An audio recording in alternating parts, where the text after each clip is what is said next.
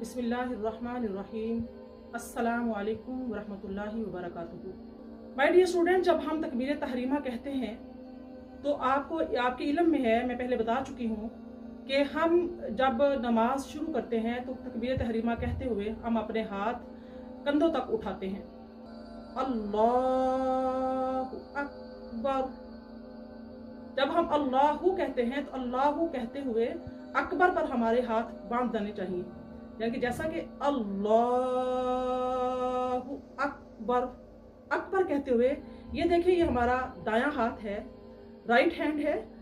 ये देखिए, ये जो इसका एज है हाथ का, ये किनारा कलाई के पास, ये किनारा आपका बाएं हाथ की पुश्त पर, बाएं हाथ का जो की पुश्त है, ये जो उंगलियों के जॉइंट्स हैं यहाँ पर आएगा। आप बायां हाथ सीने पर रखेंगी।